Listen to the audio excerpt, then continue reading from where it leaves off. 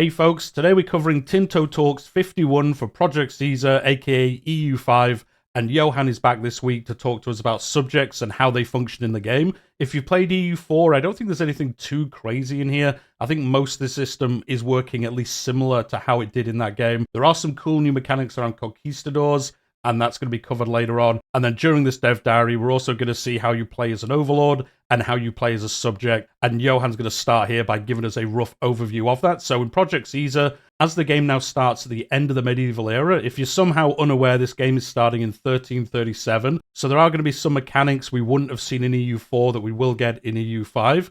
And the game also then reaches into the post-Napoleonic world. They have to have a system that will work with feudal states and also grand empires spanning the world. And that is going to be simulated by this subject system that we're going to get covered today. So a subject is any country that is subordinate to an overlord. It typically has limitations on its diplomacy in return for protection during wars. Subjects may also suffer subject taxation and may have a certain percentage of their great power score moved over to the overlord. Additionally, a subject may not become a great power as well. I mean, that just makes sense. If you're a subject of another nation, you can't also be a great power. The exact rules are dependent on the subject type. Subjects have subject loyalty towards their overlord and a liberty desire, both of which they're going to talk about in a second. Any subject may in turn be the overlord of other countries, allowing long chains of subject-overlord relationships. So that's pretty cool. You do have those different tiers, and you can play as any of the nations. An overlord is a country that has any number of subjects as its subordinates. In return for protecting each subject in wars, it typically receives taxation and also takes a certain percentage of the subject's great power score. The exact rules are depending on each subject's subject type. Any overlord may in turn be the subject of other countries, allowing long chains of subject-overlord relationships. So really just the two explanations there. What a subject is, what an overlord is. If you've played any Paradox game, you know how this works. Next, Johan's going to talk about subjects and their loyalty, as he kind of hinted towards earlier. Every subject has subject loyalty towards their overlord, ranging from 0 to 100, and when a subject has less than 50 subject loyalty towards its overlord, it will become a disloyal subject. When in such a state, it will no longer join the wars of its overlord and cannot be annexed. So that's pretty cool. If you're playing as one of these subjects, you can try force it into this state, and then you won't get dragged into the wars of your overlord, and you also can't be annexed, as it says there, so a bit of protection there for your realm. There is also the concept of liberty desire, which represents a subject's current drive for independence from its overlord, and it also affects the loyalty. It has a value from minus 100 to plus 100, but it will have monthly decay towards 0. The value is also used as a currency in some subject interactions, so you can use this as like a currency to do things that will affect your relationship with your overlord. And the first screenshot we have today is of Brittany and its loyalty towards France. You can see the power relative to the overlord, the subject opinion of the overlord, and it is currently at least 50, so they could be called into wars and all that kind of stuff as well. Next, Johan's going to talk to us about diplomatic capacity. As mentioned in earlier Tinto Talks, the cost of having a subject is not a fixed number as it was in previous games, but depends on many factors, including the type of subject. So in EU4 and other Paradox games, you basically had a number, like you could have 5 diplomatic capacity, so you could have 5 interactions with different nations or something similar to that. In this one, it's more you have a pool of like resource and you can use it towards different things. That was talked about in a previous dev diary, as Johan says. And then there's a big screenshot here. This shows the diplomatic capacity of France and all the different things it is doing that is eating up some of that diplomatic capacity. There are some ways to improve this, as was covered in that dev diary. You can have cabinet positions and things like that, which can help you increase this. And you can see here the cost of having Flanders as a vassal, the subject type, the relative income, the relative size of navies, the country rank, and the relative size of the armies as well. And that is going to go into how much of your capacity this uses. It isn't just a binary 1 or 0. You use one slot. It's more of an accumulation of numbers, and then you can use up your capacity. As you can see there, it has 5.4 capacity, and they're currently actually using 5.86. So they're actually over their diplomatic capacity with all the things that are happening. And you can see that due to this, they are actually experiencing some negative things, less prestige, less loyalty, and they're also getting some diplomatic reputation effects as well. So you don't want to go over this too much. I'm sure you can, and you can deal with it, but you don't want to go over it too much, I would imagine, during your campaigns. Next, Johan's going to talk about new subjects and how you can create them. So if you have locations in more than 2 different provinces, you'll always have the possibility to create a subject of one of your provinces. You can also select from the valid type of subjects that your country can have in that province, After you've selected the type of subject you want, you may, if the type of subject allows it, also pick the character to be the ruler of the new subject. That's pretty cool. That's different to EU4. You can choose who you want ruling it. As it says here, depending on the type, it will change whether you can do that or not, and I'm sure there's going to be some flavorful versions where you can and can't. On top of this, there are also ways to convince your subject to change from one type of subject to another. Again, a system we've seen in previous Paradox games.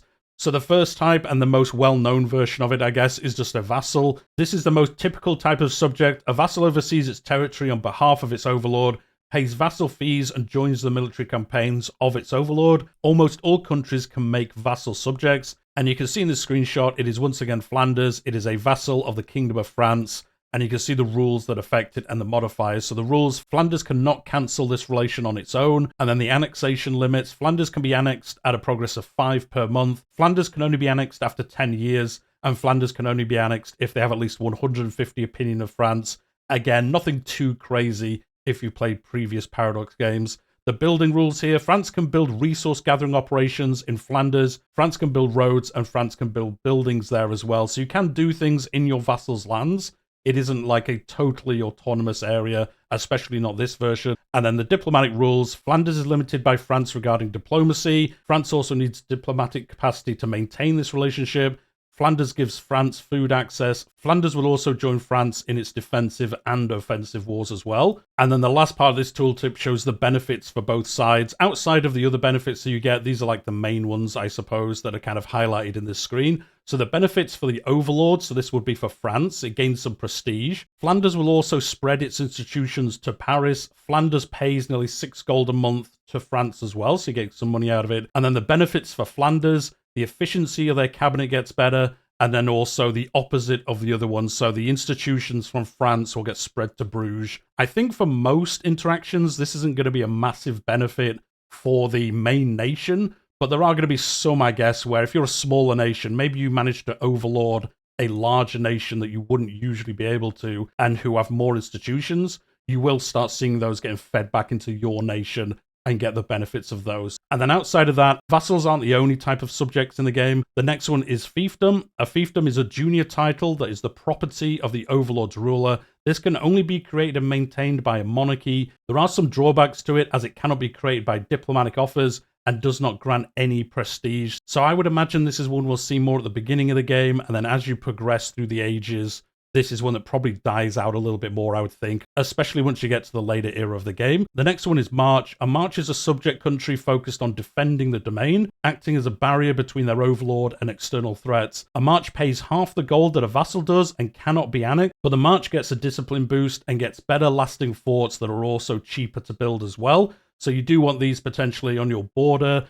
You don't control them again directly, but they will have a better army but give you less gold, so they do have their uses in game. The next one is Colonial Nation. A colonial nation is a subject centered around the administration of overseas colonies on behalf of its overlord. There are 2 ways to create a colonial nation. First of all, you can make one from conquered overseas territory, but secondly and more commonly, you will have the option to create one of these when one of your colonial charters finishes. A colonial nation gives up 33% of its trade capacity and trade advantage to their overlord, while also giving up 10% of their manpower and sailors, and pays 20% of their tax to their overlord. So these are going to be the subjects that are going to pop up whilst you're colonizing the world and taking over all those lands. And then there is going to be a lot of mechanics around these. You know, you can keep them as subjects, or they can become independent nations. All those kind of things that haven't been covered in this dev diary, but they were covered, I think, about 10 dev diaries ago, where they talked about how colonization is going to work. The next thing Johan's going to talk about is Conquistadors. Now, this is different to how it worked in EU4, and these look really, really cool. So Conquistadors are the leaders of a private army that has signed contracts with their rulers to explore and conquer certain territories in exchange for the title of governor and a share of their new lands and spoils. This is a unique type of subject that is only available to Catholic countries with a capital in Iberia, and this advance is available from the Age of Discovery. A conquistador can be commissioned by selecting an area in America and then a character to lead them. It will also require about 2,000 manpower and some gold to start. It will start with preparing in a nearby good port. Now, one thing that is mentioned there is that this is only available to Catholic Iberian nations. I'm not sure if we're going to get a different version of this outside of that area. Conquistadors were very famously from this area, but I do wonder if this is going to be just very locked into that area. I wouldn't be mad about that because that is historically kind of what these were known for, but I wonder if there's going to be some way to do a version of these that is a little bit different to this. I know from the colonization dev diary, colonization is going to work a little bit differently as well, and this is like the flavorful version of it for Conquistadors and a lot more military focused than the normal colonization methods.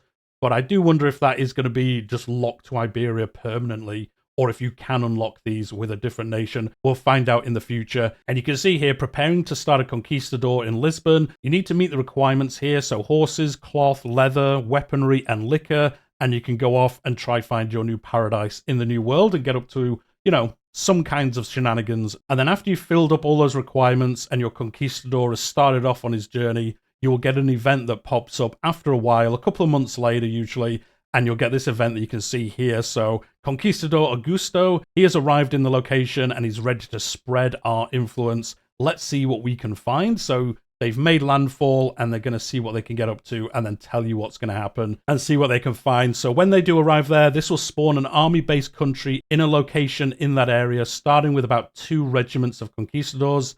They start at war with the owners of the location in which they spawn and will automatically conquer any location they get control over. They will also have the capacity to raise levies from local people, even if it's from a non-accepted culture, which is probably going to be all the time, I would think.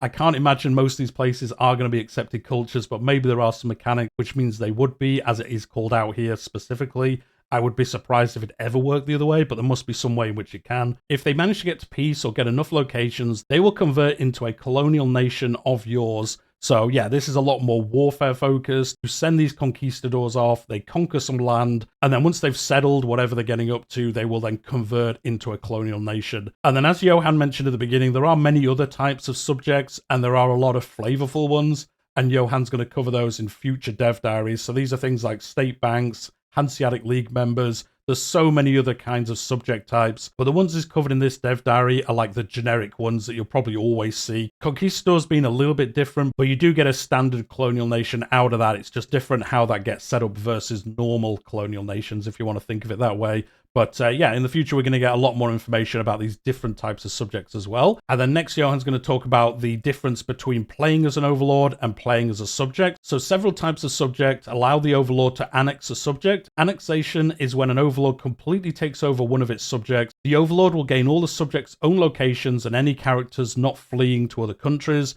A disloyal subject cannot be annexed, and the cost of annexation depends on the amount of cities and towns that a subject has, with rural locations having less of an impact. So you can see in this example, the annexing of the Kingdom of Scania, the progress that's been made because it is a fiefdom, and then the cultural influence of Sweden versus Danish cultural tradition. So that is like the modifier there if one's stronger than the other. And then the annexation cost due to 1 town and 12 rural settlements. I'm sure the numbers there are just placeholder. It's very weird they equal to 666.66. But that is where you'll see the cost of this action taking place. There are also plenty of different subject interactions, like taking locations or provinces from your subject, taking land, manpower, gold or sailors from them, and much, much more. I won't read them all out. There's diverting trade, there's install new ruler, pay off their debts, press sailors, cede province, change court language, return land, send officers, siphon income, a whole bunch of different options here, and they'll have different requirements to see if they're eligible to be used by you as an overlord. Next, Johan's going to talk about playing as a subject, so the opposite side of that.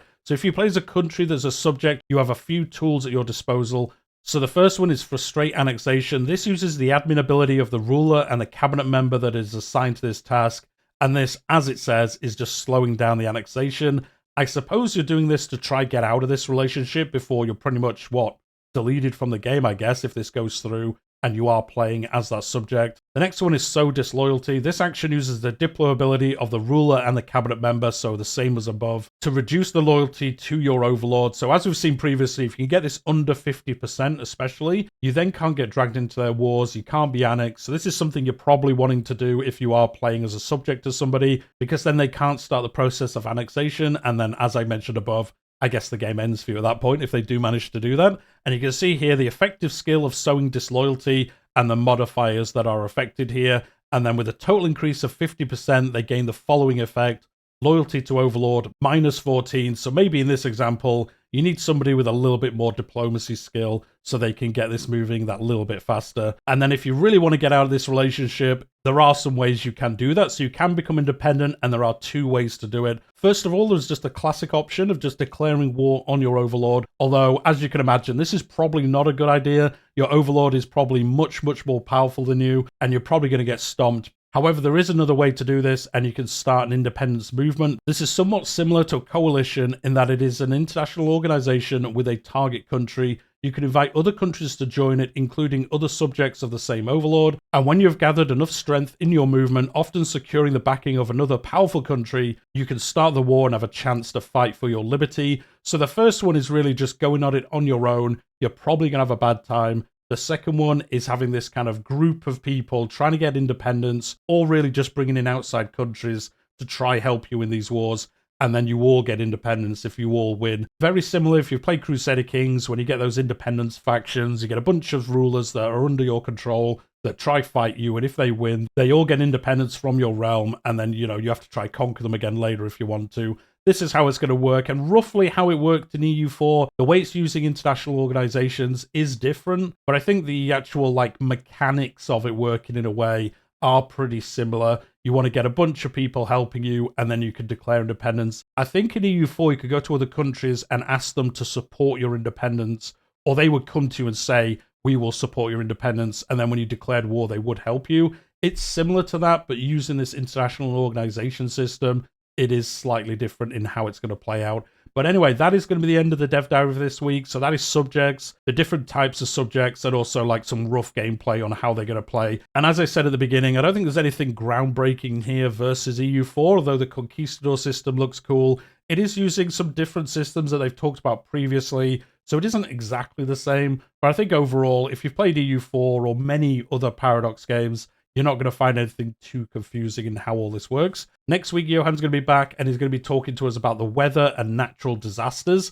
So I wonder if we're going to see a proper weather system that actually affects a bunch of different systems, like how productive areas are, how your armies fight, how quickly they move, and the natural disasters.